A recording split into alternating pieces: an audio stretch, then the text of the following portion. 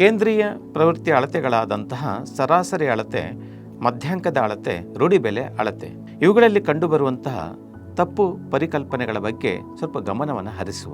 ಸರಾಸರಿ ಎಲ್ಲ ಸಮಯದಲ್ಲೂ ಸರಿಯಾದ ಮೌಲ್ಯವನ್ನು ತೋರಿಸುತ್ತದೆ. ತಪ್ಪು ಕಲ್ಪನೆ ಸರಾಸರಿ ಗುಂಪಿನ ಪ್ರತಿಯೊಬ್ಬ ಸದಸ್ಯನ ನಿಜವಾದ ಮೌಲ್ಯವನ್ನು ಪ್ರತಿಬಿಂಬಿಸುತ್ತದೆ. ಉದಾಹರಣೆ ನೋಡಿ, ಈಗ ಇಲ್ಲಿ 5 ವಿದ್ಯಾರ್ಥಿಗಳ ಅಂಕಗಳು ಈ ರೀತಿಯಾಗಿವೆ: 20, 30, 40, 90, 100. ಇದರ ಸರಾಸರಿಯನ್ನು ನಾವು ಲೆಕ್ಕ ಹಾಕಿದಾಗ 20 + 30 + 40 + 90 + 100 ಭಾಗಿಸು 5 ಮಾಡಿದಾಗ ನಮಗೆ ಅಲ್ಲಿ 50, 90, 90, 180, 180, 100, 280 ಭಾಗಿಸು 5, 5 5 25, 5 6 30. ಇಲ್ಲಿ ಸರಾಸರಿ ನಮಗೆ 56 ಬರ್ತಾ ಇದೆ. ಹಾಗಾದರೆ ಆ ಕೊಟ್ಟಿರುವ ದತ್ತಾಂಶಗಳಲ್ಲಿ ಗುಂಪಿನಲ್ಲಿ 56 ಅಂಕವೇ ಇಲ್ಲ. ಹಾಗಾಗಿ ಸರಾಸರಿ ನಿಜವಾದ ಅಂಕ ಎನ್ನುವುದು ಅದು ತಪ್ಪು ಕಲ್ಪನೆ ಆಗಿರ್ತದೆ. ತಪ್ಪು ಕಲ್ಪನೆ 2, ರೂಢಿಬೆಲೆ ಯಾವಾಗಲೂ ದೊಡ್ಡ ಸಂಖ್ಯೆಯೇ ಆಗಿರುತ್ತದೆ. ಉದಾಹರಣೆ ನೋಡಿ, ಅಂಕಪಟ್ಟಿ ಈ ರೀತಿಯಾಗಿದೆ: 10,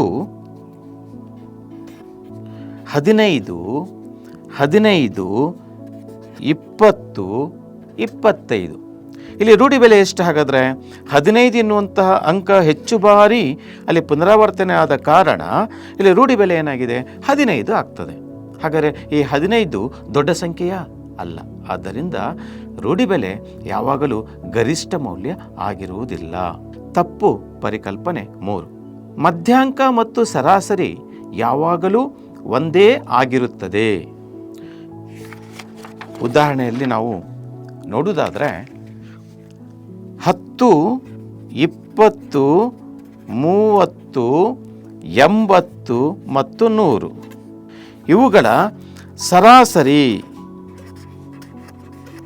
ಸರಾಸರಿಯನ್ನು ನಾವು ಗಮನಿಸಿದಾಗ ಇವುಗಳ ಸರಾಸರಿ 48 ಬರ್ತದೆ.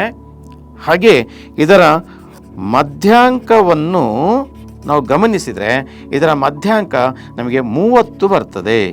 ಹಾಗಾದರೆ ಇಲ್ಲಿ ಏನಾಯಿತು? ಸರಾಸರಿ ಅಳತೆ ಮತ್ತು ಮಧ್ಯಾಂಕದ ಅಳತೆ ಎರಡು ಬೇರೆ ಬೇರೆಯಾಗಿದೆ.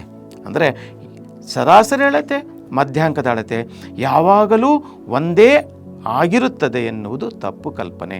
ಕೆಲವೊಂದು ಸಂದರ್ಭದಲ್ಲಿ ಆಗಿರಬಹುದು. ತಪ್ಪು ಕಲ್ಪನೆ 4, ದತ್ತಾಂಶ ನಿರ್ವಹಣೆ ಎಂದರೆ ಕೇವಲ ಅಂಕಿಅಂಶಗಳನ್ನು ಟೇಬಲ್ ಅಥವಾ ನಕ್ಷೆಗಳಲ್ಲಿ ಪ್ರತಿಬಿಂಬಿಸುವುದು. ಉದಾಹರಣೆ, ದತ್ತಾಂಶ ನಿರ್ವಹಣೆಯ ಅರ್ಥ ದತ್ತಾಂಶವನ್ನು ಸಂಗ್ರಹಿಸುವುದು, ವಿಶ್ಲೇಷಿಸುವುದು ಮತ್ತು ನಿರ್ಧಾರ ಮಾಡುವುದು ಆಗಿರ್ತದೆ. ಉದಾಹರಣೆಗೆ, ಒಂದು ಶಾಲೆಯ ವಿದ್ಯಾರ್ಥಿಗಳ ಹಾಜರಾತಿ ವಿವರಗಳನ್ನು ಆಧರಿಸಿ ಅವರ ಪರೀಕ್ಷಾ ಫಲಿತಾಂಶಗಳೊಂದಿಗೆ ಹೋಲಿಕೆ ಮಾಡುವುದಾಗಿರ್ತದೆ. 5ನೇ ತಪ್ಪು ಕಲ್ಪನೆ, ದತ್ತಾಂಶ ವಿಶ್ಲೇಷಣೆ ಮಾಡಲು ಕೇವಲ ಲೆಕ್ಕಾಚಾರ ಸಾಕು. ಉದಾಹರಣೆಗೆ, ವಿದ್ಯಾರ್ಥಿಗಳ ಪರೀಕ್ಷಾ ಅಂಕಗಳ ಅಂಕಿಅಂಶ ಲೆಕ್ಕ ಹಾಕಿದರೂ ಅವರ ಒಟ್ಟಾರೆ ಮುನ್ನಡೆ, ಆಸಕ್ತಿ ಮತ್ತು ಎಲ್ಲಿ ಸುಧಾರಣೆ ಅಗತ್ಯವಿದೆ ಎಂಬುದನ್ನು ತಿಳಿಯಲು ಸ್ಮಾರ್ಟ್ ವಿಶ್ಲೇಷಣೆ ಅಗತ್ಯವಾಗಿ ನಮಗೆ ಬೇಕಾಗ್ತದೆ. ತಪ್ಪು ಕಲ್ಪನೆ 6, ಎಲ್ಲ ದತ್ತಾಂಶ ಪ್ರತಿಬಿಂಬಿಸಲು ಯಾವುದೇ ನಕ್ಷೆ ಬಳಸಬಹುದು. ಉದಾಹರಣೆಗೆ, ವಿದ್ಯಾರ್ಥಿಗಳ ವರ್ಗವಾರು ಅಂಕಗಳನ್ನು ಸ್ತಂಭ ನಕ್ಷೆಯಲ್ಲಿ ತೋರಿಸುವುದು ಸೂಕ್ತ. ಆದರೆ ಅಂಕಗಳ ಶೇಕಡವಾರು ಹೋಲಿಕೆಗಾಗಿ ಪೈ ನಕ್ಷೆ ಬಳಸುವುದು ಹೆಚ್ಚು ಸೂಕ್ತವಾಗಿರ್ತದೆ.